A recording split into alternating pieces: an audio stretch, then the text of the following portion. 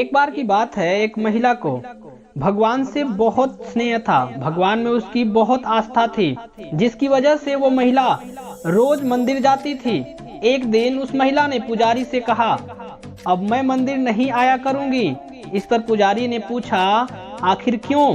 तब महिला बोली, मैं देखती हूँ लोग मंदिर परिसर में अपने फोन से अपने व्यापार की बात करते हैं। कुछ तो मंदिर को ही गपशप करने का स्थान चुन रखे हैं। कुछ पूजा कम, पाखंड दिखावा ज्यादा करते हैं। इस पर पुजारी कुछ देर तक चुप रहे। फिर उन्होंने कहा, सही कह रही हो, परंतु अपना अंतिम निर्णय लेने से पहले क्या आप मेरा एक काम कर सकती हैं? महिला बोली, आप बताइए क्या करना है? पुजारी ने कहा, एक गिलास पानी भर लीजिए और 2 बार मंदिर परिसर के अंदर परिक्रमा लगाइए। शर्त यह है कि गिलास का पानी गिरना नहीं चाहिए। महिला बोली, मैं ऐसा कर सकती हूँ, इसमें कौन सी बड़ी बात है? फिर थोड़ी ही देर में उस महिला ने ऐसा ही कर दिखाया। उसके बाद मंदिर के पुजारी ने महिला से 3 सवाल पूछे। पहला सवाल, क्या आपने किसी को फोन पर बात करते हुए देखा? दूसरा सवाल, क्या आपने किसी को मंदिर में गपशप करते हुए देखा? तीसरा सवाल, क्या किसी को पाखंड करते हुए देखा? महिला बोली, नहीं, मैंने कुछ भी नहीं देखा। फिर पुजारी बोले, जब आप परिक्रमा लगा रही थी तो आपका पूरा ध्यान गिलास पर था कि इसमें से पानी गिर न जाए, इसलिए आपको कुछ भी दिखाई नहीं दिया। इसीलिए इसी तरह सेम जब आप मंदिर आया करें तो अपना पूरा ध्यान सिर्फ और सिर्फ भगवान की भक्ति में ही लगाएं। फिर आपको कुछ नहीं दिखाई देगा, सिर्फ भगवान ही सर्वत्र दिखाई देंगे। कहते हैं ना कि जाकी रही भावना जैसी, प्रभु मूरत देखी तिन तैसी। जीवन में दुखों के लिए कौन जिम्मेदार है?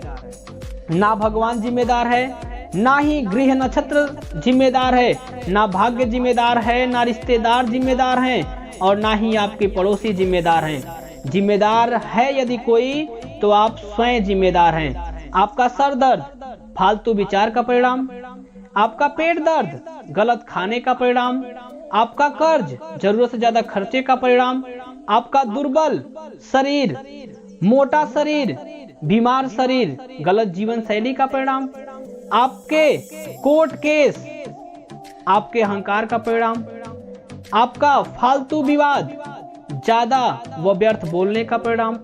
उपरोक्त कारणों के अलावा सैकड़ों कारण हैं और बेवजह दोषारोपण दूसरों पर करते रहते हैं कि इनकी वजह से मेरा ये हो गया, इनकी वजह से मेरा वो हो गया, इनकी वजह से आज मैं बहुत परेशान हूँ, तो उन्होंने मेरा ये लूट लिया। बहुत तरह के दोषारोपण आप करते हैं हमेशा दूसरों पर, जबकि आपके साथ जो कुछ भी हो रहा, आप जैसे भी हैं, जहां भी हैं, उसके कारण सिर्फ और सिर्फ आप खुद हैं। इसमें ईश्वर दोषी नहीं है, न ही कोई आपका पड़ोसी, न ही कोई और व्यक्ति। अगर आप हमेशा के लिए इन कष्टों से दूर होना चाहते हैं तो सिर्फ और सिर्फ अपने आप को दोष दीजिए। अपने कर्तव्यों से कभी भी विमुख मत होइए, अपने कर्तव्यों पर चलिए, अपने रास्तों पर चलिए। आप सही से सब कुछ करना स्टार्ट कर दीजिए। अगर हम इन कष्टों के कारणों पर बारीकी से विचार करें तो पाएंगे कि कहीं न कहीं हमारी मूर्खताएं ही इसके पीछे हैं, और उस चीज का पता लगाएं कि क्यों मुझे ये हुआ है, इसका कारण रियल में मैं कहां से हूं, और उसको खत्म करें। आपका जीवन प्रकाशमय हो तथा शुभ हो और ईश्वर में मन लगा रहे, यही सतत प्रयास हो। उम्मीद करते हैं मेरी ये सारी बातें समझ में आई होंगी आपको, क्योंकि कहते हैं ना कि इंसान का ध्यान जहां होता है, इंसान उसी चीज को सबसे अधिक देखता है। मान लीजिए कि आपका अगर किसी व्यक्ति का, आपके किसी खास व्यक्ति का अगर एक्सीडेंट हो जाए और वहां आपको अर्जेंट जाना हो, तो रास्ते में अगर आप जा रहे हैं तो सिर्फ और सिर्फ आपको वही दिखेगा कि मैं कब उस व्यक्ति के पास पहुंच जाऊं, और वहां पर जब आप पहुंचेंगे तो रास्ते में क्या क्या हो रहा था आप कभी भी नहीं देख सकते। लेकिन अगर बिना लक्ष्य के, बिना मकसद के सिर्फ ऐसे ही जाएंगे तो आपको रास्ते में तरह तरह की चीजें दिखाई देंगी, तरह तरह के लोग दिखाई देंगे, और बहुत कुछ आप सोचेंगे, और फिर हो सकता है कि आप बताएं भी कि रास्ते में लोग ये कर रहे थे, वो कर रहे थे, बहुत कुछ।